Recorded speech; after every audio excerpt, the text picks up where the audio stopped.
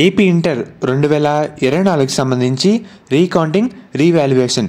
So ఎవరైతే దీనికి apply చేద్దాం అని అనుకుంటున్నారో వాళ్ళందరికీ ఒక ఇంపార్టెంట్ వీడియో. మనకి ఇంపార్టెంట్ డేట్స్ ఏంటి, టోటల్ మీకు దీని గురించి A to Z ఇన్ఫర్మేషన్ మొత్తం ఈ వీడియోలో డీటెయిల్గా చెప్తాను.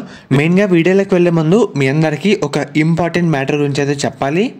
మనకి మెయిన్గా ఈ పరీక్షా ఫలితాలు, మార్కులు, ఎంసెట్ ర్యాంకులు ఇవన్నీ కొంతవరకు మాత్రమే ఇంపాక్ట్ అయితే చూపుతాయి అన్నమాట.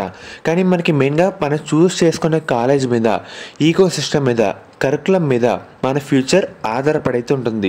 రీసెంట్గా నేను ఒక వెబినార్ గురించి అయితే తెలుసుకున్నాను. మెయిన్గా ఇది ఇంటర్ విద్యార్థులకి చాలా బాగా యూజ్ అయితే అవుతుందన్నమాట. నేను మొత్తం రీసెర్చ్ చేసి మీకైతే చెప్పడం జరుగుతుంది. మనకి ఈ వెబినార్లో మార్కులతో సంబంధం లేకుండా మన ఫ్యూచర్లో మంచిగా రాణించాలంటే అసలు ఏం నేర్చుకోవాలి, దేని గురించి తెలుసుకోవాలి మొత్తం ఈ వెబినార్లో చెప్తారు. మీకు లింక్స్ అనేవి డిస్క్రిప్షన్లో ప్రొవైడ్ అయితే చేయడం జరుగుతుంది. అందరూ తప్పకుండా అటెండ్ అయితే అవ్వండి. ఇంకా ఏవైనా వాళ్ళ మార్క్స్కి అయినా వాంటింగ్ కావాలనుకుంటే రేపు 18వ తారీఖు నుంచి వాళ్ళు ఫీజు పే చేయడం జరుగుతుంది. 18 నుంచి 24 వరకు రీకౌంటింగ్ కానివ్వండి, రీవెరిఫికేషన్స్ కానివ్వండి, వాటికి సంబంధించిన ఫీజులు మొత్తం కూడా వెబ్సైట్లో ఉండటం జరుగుతుంది.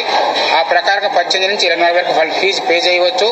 వాళ్ళు ఫీజు పే చేసిన తర్వాత వాళ్ళ యొక్క రీవెరిఫికేషన్స్ మనకి స్టార్ట్ అవుతాయి మొత్తం కూడా. అదేవిధంగా మెయిన్గా ఇదేమని చెప్తానంటే మనకి ఈ మంత్ 18th నుంచి 24th వరకు ఎవరైతే రీకౌంటింగ్ కానీ రీవెరిఫికేషన్ కానీ అప్లై చేద్దాం అని అనుకుంటున్నారో ఆ డేట్స్లోపు ఫీజు అయితే పే చేయాల్సి ఉంటుంది. మెయిన్గా ఫీ పే చేసిన తర్వాత కూడా అది మన కాలేజ్లో కూడా పే చేసుకోవచ్చు. మ్యాక్సిమం మీరు అందరూ కాలేజ్కే ప్రిఫర్ అవ్వండి. మీ కాలేజ్ వెళ్ళి మీ డీటెయిల్స్ వేస్తే వాళ్ళే ఆన్లైన్లో సబ్మిట్ అయితే చేయడం జరుగుతుంది. ఓకేనా?